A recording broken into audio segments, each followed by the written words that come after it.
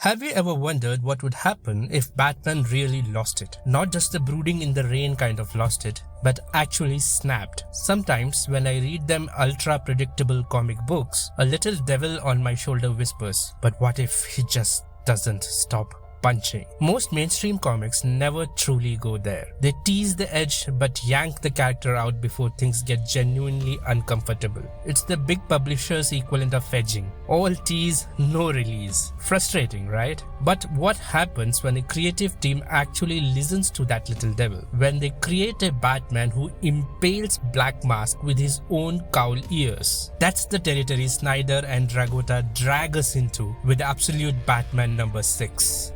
And holy hell, they aren't pulling punches. I was reading this issue on the subway last night and the woman next to me actually peeked over and winced. "Is that supposed to be Batman?" she asked. I almost wanted to lie. If you are new to this series, Snyder's reimagining is a beautiful mindfuck from the jump. This isn't your billionaire playboy Bruce Wayne. He's a working class mechanic with grease under his fingernails. His mother's still alive, serving as deputy mayor, and his childhood friends include future rogues like Waylon Jones and Edward Nygma. The dude literally grew up with his villains. When issue number 6 opens, Gotham's already in flames. The previous issues established a city where Black Mask has weaponized anonymity, turning citizens into party animals, masked killers with bounties on the heads of city officials. It's like if the Purge had a baby with Occupy Wall Street. And we open with a battered, almost broken Bat revealing his real identity to his childhood friend, Croc Jones. My therapist would call this a trauma response. When people are pushed to their limits, they make decisions they would never normally consider. You would drunk test your ex at 3 AM after a particularly bad work review. Bruce shows Croc his face under the cowl. Same energy, different consequences. Dragotta's art is freaking ferocious. The 2-page spread where Batman assaults Black Mask's yacht made me stop reading for a full minute. His line work has this kinetic energy, like the panels might actually cut you if you touch them wrong. When Batman decides that a child soldier is a football to be kicked off the boat, the artist doesn't shy away. You see the full impact, the kick, the empty space where a body was. No moral judgment in the art, just consequences. And then the mother jumps overboard all by herself. Batman has not lost it enough to let them all drown. He has been handing them all life jackets. With some force, yes, but everyone does get a life jacket. Frank Martin's colors deserve special mention. The way he uses them during the yacht assault actually made me feel anxious. Like the page itself was feverish and infected.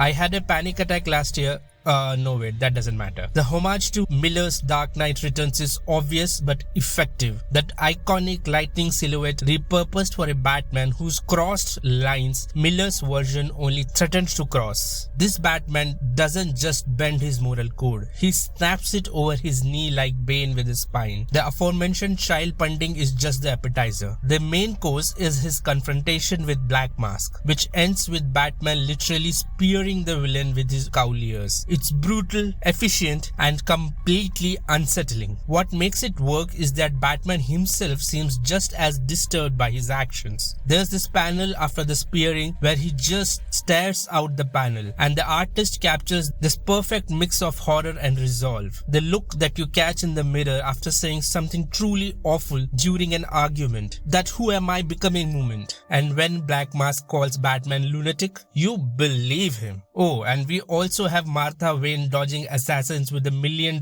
bounty on her head. While Batman's out there impaling people, Martha faces down a crowd of party animals with nothing but words, pleading for them to remember their humanity. The mother-son dynamic creates this fascinating tension. He is becoming a monster to protect someone who would be horrified by his methods. Isn't that just parenting in a nutshell though? Your mom can't be hurt by things she does not know about. The really fucked up part is I get it.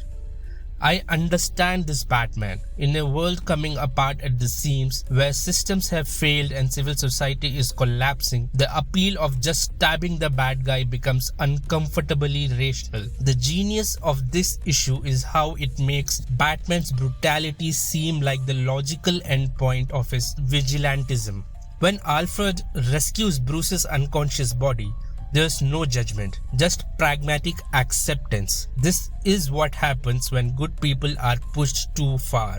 And speaking of pushed too far, the Joker comes back as nightmare fuel of the highest order. He's presented as some kind of life force vampire, literally consuming children's vitality while asking for Bane. Or is it a human chestbuster coming out of him? This is comic horror at its best. And the person bankrolling the party animals?